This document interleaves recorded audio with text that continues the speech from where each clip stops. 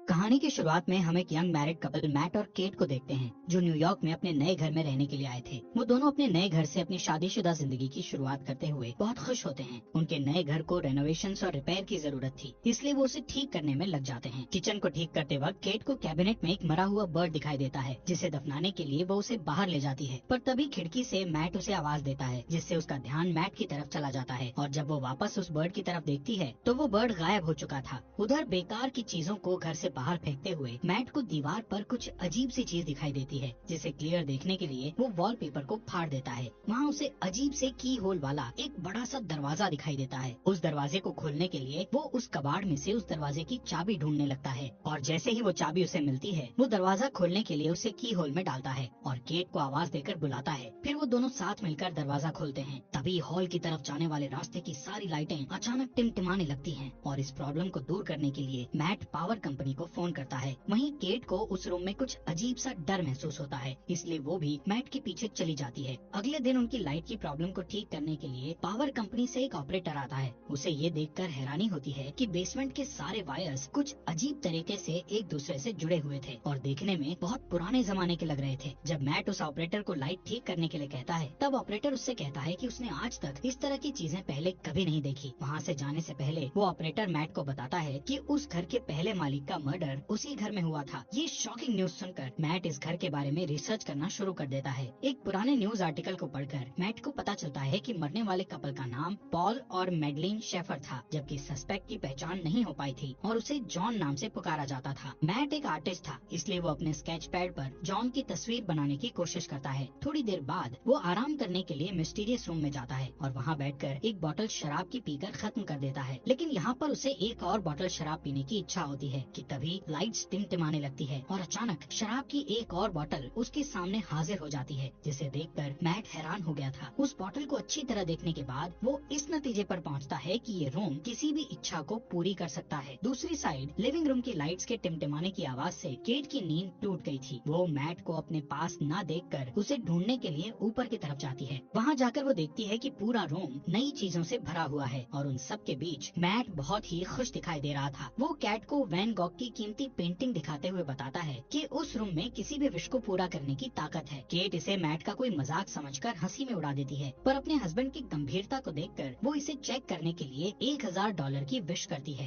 Cat के मांगे हुए पैसों को मैट पूरे रूम में ढूंढता है और वो पैसे उसे मिल जाते हैं। फिर भी केट को पूरी तरह विश्वास नहीं होता है और वो दोबारा $1 मिलियन की विश करती है। पहले की तरह इस बार भी उन्हें तुरंत $1 मिलियन मिल जाते हैं और वो रातों रात मिलियनर बन जाते हैं। ये सब देखकर केट बहुत डर जाती है और उस रूम से बाहर निकल जाती है। मैट उसके पास जाकर उसे समझाता है कि वो लोग इस चीज का फायदा उठा सकते हैं और एक शानदार जिंदगी जी सकते हैं। फिर भी वो दोनों सारा दिन उस रूम में अपनी मनपसंद चीजों की विश करते हुए बिताते हैं। उनकी एक विश पर रूम में मनपसंद कपड़ों, शैंपेन, कीमती चीजों और पैसों का ढेर लग जाता है। मैट और केट की खुशियों का ठिकाना नहीं रहता, क्योंकि दुनिया की हर बेशकीमती चीजें उनके पास होती हैं। रात होने पर केट मैट से पूछती है कि आखिर ये रूम उनकी सारी विशेष इतनी आसानी से कैसे पूरी कर देता है, लेकिन मैट उसे कहता है कि उसे इन सब बातों की चिंता नहीं करनी चाहिए। इस तरह अगले कुछ दिनों तक उनकी जिंदगी बड़ी शान शौकत से गुजरती है। हर बार जब भी उनकी कोई विश होती तो लाइट टिमटिमाती और उनकी सारी इच्छाएं बेसमेंट में बने उस रूम में तुरंत पूरी हो जाती। वो दोनों रातों रात मिले इस खजाने का जश्न मनाते, पार्टी करते और नाचते गाते हुए मस्ती में दिन गुजार रहे थे। लेकिन उनकी ये चमक धमक वाली जिंदगी ज्यादा दिनों तक उन्हें खुशी नहीं दे सकी और धीरे धीरे केट को अपने अंदर की कमी खलने लगती है, जो कि इन सारी चीजों से पूरी नहीं हो सकती थी। मैट को उसकी फिक्र होती है और वो उसे बच्चे का एक बेड गिफ्ट करता है, जो इस बात का इशारा था कि उन्हें बच्चे के लिए कोशिश करनी चाहिए। लेकिन केट ये देखकर खुश होने की बजाय अपसेट होकर घर से बाहर निकल जाती है, क्योंकि पहले ही उसके 2 मिसकैरेज हो चुके थे। थोड़ी देर बाद केट वापस लौटती है और उस विशिंग रूम में जाकर एक बच्चे की विश करती है। जब मैट को ये बात पता चलती है तो वो केट पर नाराज होकर कहता है कि बिना उसकी सलाह लिए उसे बच्चे की विश नहीं मांगनी चाहिए थी। इस बात पर दोनों में काफी बहस होती है। केट कहती है कि उसने ये शॉर्टकट इसलिए अपनाया ताकि मिसकैरेज या लेबर पेन की तकलीफ न झेलनी पड़े। वो कहती है कि वो दोनों इस बच्चे के साथ बहुत खुश रहेंगे, पर मैट इस बात से अग्री नहीं होता और उस बच्चे को रूम में ले जाकर उसके गायब होने की विश करने को कहता है। वो दोनों उस रूम में जाते हैं, पर केट बच्चे को गायब करने की विश नहीं कर पाती और रोते हुए बच्चा मैट के हवाले कर देती है। पर गोद में बच्चे को लेकर मैट भी इमोशनल हो जाता है और वो भी उसे गायब करने की विश नहीं कर पाता और बच्चे को वापस केट की गोद में डाल देता है। आखिरकार दोनों बच्चे को अपने पास रखने के लिए राजी हो जाते हैं और इस तरह दोनों रातों रात पेरेंट्स बन जाते हैं। सीन शिफ्ट होता है और हम देखते हैं कि मैट की नजर अपने अधूरे ड्राइंग पर पड़ती है जिसमें वो जॉन का चेहरा बना रहा था। उसे देखकर वो फिर से अपने रिसर्च में लग जाता है और उसे पता चलता है कि वो सस्पेक्ट मर्डरर अभी भी जिंदा है और किसी साइकेट्रिक हॉस्पिटल में मौजूद है। एक दूसरे न्यूज आर्टिकल के मुताबिक जॉन का कहना था कि उससे ये मर्डर उस रूम ने ही करवाया था। ये जानने के तुरंत बाद ही मैट जॉन से मिलने के लिए निकल पड़ता है ताकि उससे उस रूम के बारे में और ज्यादा जानकारी हासिल कर सके। हॉस्पिटल पहुंचने पर नर्स उसे वार्न करती है कि लास्ट 45 सालों में न्यूज रिपोर्टर्स के अलावा कोई भी जॉन से मिलने नहीं आया। ये सुनकर मैट खुद को भी एक रिपोर्टर के रूप में पेश करता है। आखिरकार बूढ़े हो चुके जॉन के साथ मैट की फेस टू फेस मुलाकात होती है और वो उससे उस घर और खासकर उस मिस्टीरियस रूम के बारे में पूछने लगता है। चेहरे पर एक शैतानी मुस्कुराहट के साथ जॉन उसे बताता है कि वो इस पल का बरसों से इंतजार कर रहा था जब मैट उससे शेफर को मारने की वजह पूछता है। तब वो कहता है कि इसके अलावा उसके पास और कोई चारा नहीं था। फिर बात को बदलते हुए वो मैट को जितनी जल्दी हो सके उस घर को छोड़ देने के लिए कहता है और कहता है कि जिस इंसान की इच्छाएं पूरी नहीं होती उससे ज्यादा खतरनाक वो इंसान होता है जिसकी सारी इच्छाएं पूरी हो जाती हैं। इसके बाद मैट घर लौटते वक्त एक गैस स्टेशन पर गैस डलवाने के लिए रुकता है, पर जैसे ही वो अपने वॉलेट से पैसे निकालता है तो देखता है कि उसके सारे पैसे डस्ट बन जाते हैं। ये देखकर वो तुरंत घर पहुंचता है और इस बात को कंफर्म करने के लिए उस रूम में रखे सारे पैसों को बाहर फेंक देता है। साथ ही वैन गॉग की उस पेंटिंग को भी दरवाजे के बाहर रख देता है। फिर उन सारी चीजों को डस्ट में बदलते हुए देखकर वो समझ जाता है कि वो लोग उस रूम से मिली किसी भी चीज को घर के बाहर नहीं ले जा सकते, नहीं तो वो सारी चीजें डस्ट में बदल जाएंगी। मैट गुस्से में दीवार को तोड़ देता है ताकि रूम की मिस्ट्री को जान सके, पर उसके अंदर उसे उलझी हुई वायर्स के सिवा कुछ नहीं दिखाई देता। उन वायर्स को ट्रैक करना मैट के लिए नामुमकिन था। फिर वो दीवार पर लगे कुछ वॉलपेपर्स को फाड़ता है तो उसे वहाँ उस घर का मैप दिखाई देता है जिसमें उसे सारे वायर्स के कनेक्शन की जानकारी मिलती है। इसी बीच केट बच्चे को गोद में लिए बाहर की तरफ चली जाती है, पर मैट उसे ये कहकर रोक देता है कि बच्चे को बाहर ले जाना सेफ नहीं है। वो उसे असल वजह नहीं बता पाता। कुछ दिनों बाद एक दिन बच्चा किसी दर्द की वजह से जोर जोर से रोने लगता है और केट से नहीं संभलता। तब मैट उसकी हेल्प करने के लिए बच्चे को गोद में ले लेता है और उसे चुप कराने के लिए बाहर निकल जाता है, पर कुछ ही सेकंड्स में वो बच्चा बड़ा होने लगता है और जब वो लोग वापस घर में घुसते हैं तो देखते हैं कि वो एक बड़ा बच्चा बन चुका था। उस रात मैट केट को बताता है कि वो रोम उनकी हर विश को पूरी कर सकता है, पर वो उसकी दी हुई चीजों को घर से बाहर नहीं निकाल सकते वरना वो चीजें पुरानी होकर डस्ट में बदल जाएंगी। ये सुनकर केट को बहुत दुख होता है और वो कहती है कि उनका बच्चा कोई सामान नहीं है जिसे वो लोग बाहर नहीं ले जा सकते। उसे अपने बच्चे से बहुत लगाव होता है। वो उसे अपना बेटा ही मानती है और उसका नाम शेन रखती है। अगले कुछ दिनों तक केट शेन को घर पर ही पढ़ाती है और उसे समझाती है कि वो घर के बाहर नहीं जा सकता क्योंकि बाहर डेंजरस जर्म्स हैं जो उसे नुकसान पहुंचा सकते हैं। एक दिन जब केट उसे पढ़ा रही होती है तो वो बाहर जाने की जिद करने लगता है। वो कहता है कि उसने जिंदगी में एक बार भी घर के बाहर कदम नहीं रखा। उसे घर के अंदर सिर्फ दीवारें देखना अच्छा नहीं लगता था, लेकिन केट उसकी सेफ्टी के लिए उसे बाहर नहीं जाने दे सकती थी। इसलिए वो हर बार घर के अंदर आते और घर से बाहर जाते समय दरवाजे पर ताला लगा दिया करती थी ताकि शेन गलती से बाहर कदम न रख सके। एक दिन उसे मैट का ऑर्डर दिया हुआ एक पैकेज मिलता है तो वो उसे लाकर मैट को दे देती है, पर गलती से फ्रंट डोर लॉक करना भूल जाती है। मैट को पार्सल के अंदर एक ब्रांड न्यू गन मिलती है जिसे वो संभाल कर रख देता है। इस बीच के पियानो बजाने में बिजी हो जाती है और मौके का फायदा उठाकर शेन चुपके से फ्रंट डोर की तरफ बढ़ता है। वो बाहर की दुनिया देखने के लिए बहुत एक्साइटेड था, इसलिए अपने हाथ को दरवाजे से बाहर निकालकर ताजी हवा को महसूस करता है कि तभी केट की नजर उस पर पड़ती है। वो दौड़कर उसके पास जाती है और अपने बेटे को गले लगा लेती है। उसे सही सलामत देखकर केट को राहत मिलती है। फिर मैट और केट दोनों मिलकर शेन को बाहर जाने से रोकने के लिए पूरे घर की खिड़कियों में लकड़ी के तख्ते लगा देते हैं। उस रात केट की नींद खुलती है तो वो देखती है कि शेन उसकी बेड के पास खड़ा है और वो उससे उसके पास सोने की परमिशन मांगता है। फिर शेन उससे कहता है कि वो हमेशा उसके साथ रहना चाहता है, जिसे सुनकर वो प्यार से उसे अपने गले लगा लेती है। शेन को उसकी बातों से तसल्ली नहीं मिलती और वो कुछ सोचने लगता है। फिर हम देखते हैं कि अगले कुछ दिन मैट अपने गन से शूटिंग की प्रैक्टिस करता रहता है।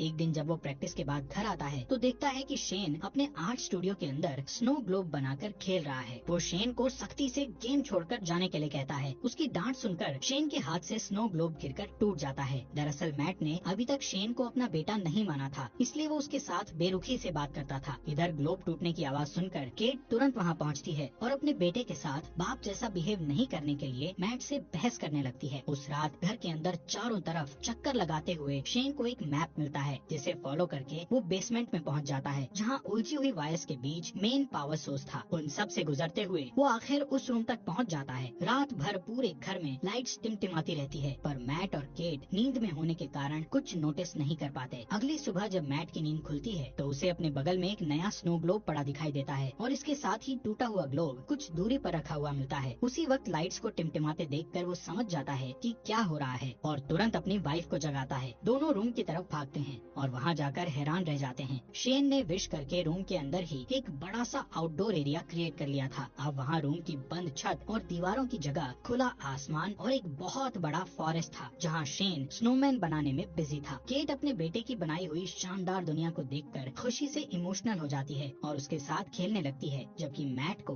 बहुत गुस्सा आता है और वो उसे हाथ पकड़कर वापस घर के अंदर ले आता है। इस घटना से दोनों के बीच शेन को रूम में जाने और खेलने देने की बात पर बहस होने लगती है। मैट कहता है कि ये खतरनाक हो सकता है, पर केट को ऐसा नहीं लगता। उनकी बहस चलती रहती है कि तभी फोन की घंटी बजती है और परमिशन नहीं होने के बावजूद शेन फोन उठा लेता है, पर जल्दी ही मैट उससे फोन छीनकर खुद बात करने लगता है। दूसरी तरफ जॉन की आवाज सुनकर उसे हैरानी होती है। शेन से बात करके जॉन को पता चल चुका था कि उन लोगों ने एक बच्चे की विश की थी। उधर किचन में रखे एक दूसरे फोन से केट उन दोनों की सारी बातें चुपके से सुन लेती है। जॉन उससे कहता है कि शेन को बाहर की दुनिया में आजादी से घूमने देने के लिए उसे केट की जिंदगी की कुर्बानी देनी पड़ेगी, यानी जब केट मर जाएगी तो शेन पूरी तरह से आजाद हो जाएगा और एक नॉर्मल इंसान की तरह जी सकेगा। फिर उसकी उम्र भी नॉर्मल इंसान की तरह ही बढ़ेगी। वो मैट को ये राज भी बताता है कि वो भी रोम का ही दिया हुआ एक बच्चा था। तब उसकी माँ ने उसके बाप को मार डाला था और उसे बड़ा करके खुद को मारने के लिए कहा था ताकि उसका बेटा आजाद हो सके। फिर वो मैट से कहता है कि उसके पास दो ऑप्शंस हैं, या तो वो केट को मारकर शेन को बचा सकता है या फिर शेन को मारकर केट को बचा सकता है। ये सारी बातें सुनकर केट को बहुत दुख होता है और वो घर छोड़कर चली जाती है, जिससे मैट को उसकी फिक्र होने लगती है। केट खुद को मारने के लिए अपनी कार का एक्सीडेंट करना चाहती थी, पर वो ऐसा नहीं कर पाती। इधर घर पर शेन के साथ मैट का बिहेवियर पागलों जैसा हो जाता है और वो उसकी सारी चीजें फेंक देता है, यहाँ तक कि उसका स्टूडियो तक तहस नहस कर डालता है। फिर थोड़ी देर बाद वो शेन के लिए डिनर तैयार करता है, जो कि कुछ दूर रखे डाइनिंग टेबल पर बैठा होता है। शेन उससे ढेर सारे सवाल पूछने लगता है, जिससे चिढ़कर वो शेन को बता देता है कि वो उनका असली बेटा नहीं है और न ही उसके कोई पेरेंट्स हैं। इतना ही नहीं, वो गुस्से में आकर शेन को फ्रंट डोर से बाहर निकाल देता है, पर शेन डरकर वापस ऊपर चला जाता है। कुछ ही देर में मैट को अपनी गलती का एहसास होता है और वो शेन के रूम में जाकर उससे माफी मांगने लगता है। फिर शेन उसे स्टोरी पढ़कर सुनाने को कहता है और सारी रात वो दोनों साथ में सोते हैं। जब केट वापस घर लौटती है तो उन दोनों को एक साथ सोते देखकर उसे बहुत अच्छा लगता है। उस रात मैट और केट दोनों इंटीमेसी में बिजी होते हैं कि शेन छुप कर उन्हें देख लेता है। फिर वो उनके सोने का इंतजार करता है और जैसे ही वो सोते हैं शेन चुपके से फ्रंट डोर की चाबी चुरा लेता है। अगले दिन सुबह मैट और केट फ्रंट डोर को खुला देखकर समझ जाते हैं कि शेन बाहर गया होगा। तभी घर के एक अलग हिस्से में शेन को देखकर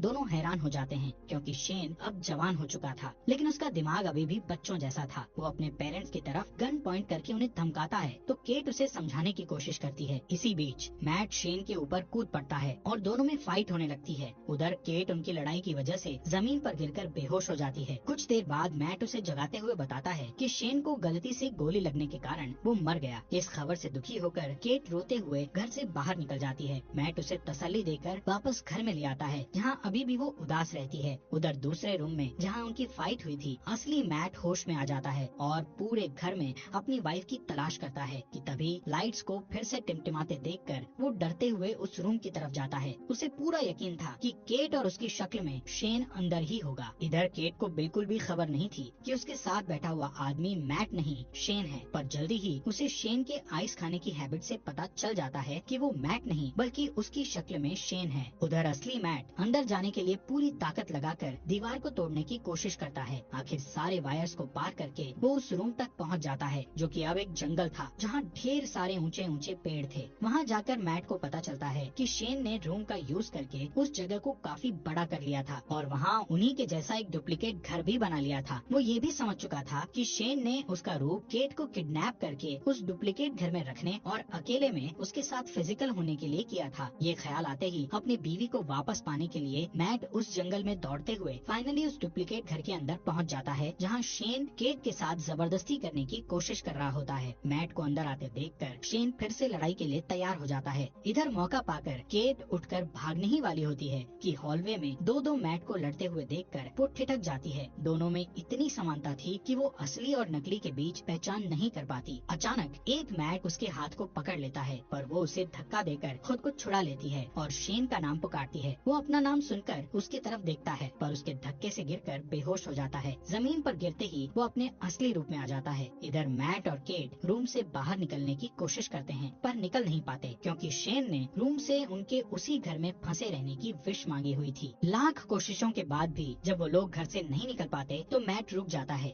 और वहाँ से निकलने के लिए कोई उपाय सोचने लगता है कि अचानक फिर से वहाँ शेन आ जाता है और मैट को चाकू घोंपकर मार डालता है। फिर वो केट को समझाने की कोशिश करता है पर तभी उसे एहसास होता है कि वो दरअसल उनके क्लोन थे, जबकि असली मैट और केट दौड़कर रूम के बाहर जंगल की तरफ भागते हैं और उन्हें पकड़ने के लिए शेन भी उनके पीछे भागता है। मैट और केट के चकमा देने की वजह से वो और भी ज्यादा गुस्से में होता है। असली घर में पहुंचते ही शेन मैट पर अटैक कर देता है पर मैट उसे अपने साथ खींचकर घर के बाहर ले आता है। अपनी जान को खतरे में देखकर शेन वापस दरवाजे की तरफ भागता है पर उसके अंदर घुसने से पहले ही केट दरवाजा बंद कर लेती है। शेन मम्मी कहकर उसको पुकारता है और केट घर के अंदर से उसे बूढ़ा होते हुए देखती रहती है। धीरे धीरे उसकी बॉडी गलने लगती है और अंत में वो डस्ट में बदल जाता है। उसकी गलतियों के बावजूद केट उसकी मिट्टी को हाथ में लेकर बहुत रोती है क्योंकि उसने उसे अपना बेटा मानकर काफी समय उसके साथ बिताया था। फिर मैट उसके पास आता है और दोनों एक दूसरे को गले लगाकर अपना दर्द कम करने की कोशिश करते हैं। फिर सीन शिफ्ट होता है और हम देखते हैं कि 1 महीने बाद वो एक छोटे से घर में सेटल हो जाते हैं और सुकून से रहने लगते हैं। पर थोड़े ही दिनों बाद केट डरते हुए अपना प्रेगनेंसी टेस्ट करती है और रिपोर्ट पॉजिटिव आती है। वो बहुत उलझन में दिखाई देती है क्योंकि उसे पता नहीं होता कि वो बच्चा मैट या शेन में से किसका है। हालात पहले से बेहतर होने के बावजूद उसे लगता है कि वो अभी भी उस रूम में है क्योंकि लाइट्स फिर से टिमटिमाने लगी थी। इस स्टोरी में हमें दिखाया जाता है कि मैट और केट रूम की दी हुई दौलत के नशे में पूरी तरह से अंधे हो जाते हैं। विशेष पूरी करने की जादुई शक्ति के मिलने से वो अपनी ख्वाहिशों के मामले में कुछ ज्यादा ही लापरवाह हो जाते हैं। यहाँ तक कि कई मिसकैरेज होने के बाद भी वो रूम से रेडीमेड बच्चे तक की ख्वाहिश कर बैठते हैं। उनके नए अपार्टमेंट में लाइट्स के टिमटिमाने से